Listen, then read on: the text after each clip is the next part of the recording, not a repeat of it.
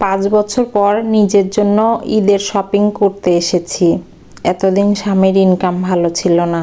ছেলে মেয়ে এবং পরিবারকে কোনো মতে দিয়ে আমাদের স্বামী স্ত্রীর কোনো কিছুই আর কেনা হতো না।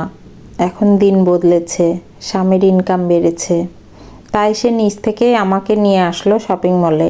বলল, নিজের জন্য যা ইচ্ছে নাও, যা পছন্দ হয় কিনো।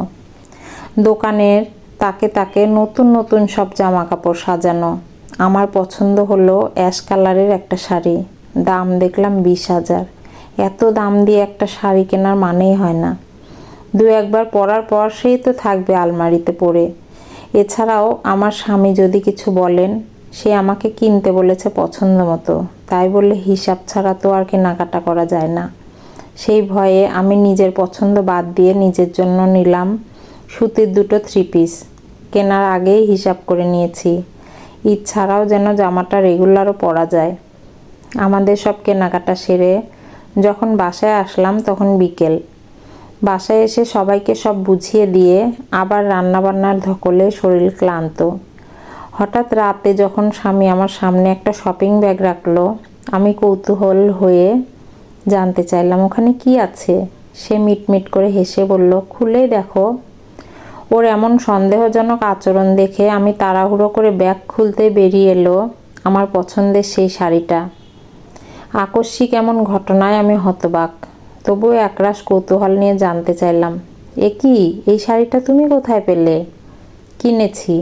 কার জন্য? আমার জন্য?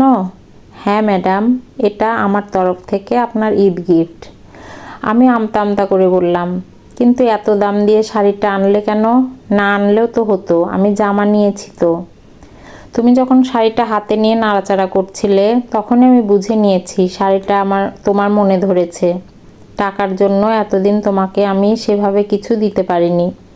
তবুও তুমি আমার পাশে খেয়ে না খেয়ে ছায়ার মতো থেকেছো, ছেড়ে যাওনি এক মুহূর্তের জন্য। আল্লাহ এখন আমায় টাকা দিয়েছে, তাই এগুলো তুমি ডিজার্ভ করো। টাকার থেকেও তোমার শখের মূল্যটা আমার কাছে বেশি। স্বামীর কথা শুনে আমি বাক্যহারা। ভেতরটা কেমন যেন আজ শীতল হয়ে আসছে। এই শাড়িটা পেয়ে যতটা না খুশি হয়েছি, তার থেকেও অধিক খুশি হয়েছি ওর অনুভূতির শব্দগুলোতে। আমার স্বামী হেসে আমাকে বুকে জড়িয়ে নিল, কপালে চুমু খেলো, বলল, শাড়িটা তোমার গায়ে ভীষণ মানাবে। তারপর বুঝলাম, পুরুষের শূন্য পকেটে যে নারী পাশে থাকে, পয়সা হলে সে নারীকে পুতুলের মতো সাজিয়ে রাখে পুরুষ। শুধু আজ না, ওর টাকা পয়সার উন্নতি হওয়ার পর থেকেই আমার ছোট ছোট না পাওয়া অনেক শখ সে নিজে থেকেই পূর্ণ করে দিচ্ছে, যেগুলো আমার কখনো মুখ ফুটে চাইতেও পারিনি, অথচ সেগুলোও সে নিঃশব্দে বুঝে নিচ্ছে। গল্পের নাম প্রাপ্তি, কলমে সুমাইয়া আফরিন ঐশী, কণ্ঠে লাবণী সাহা।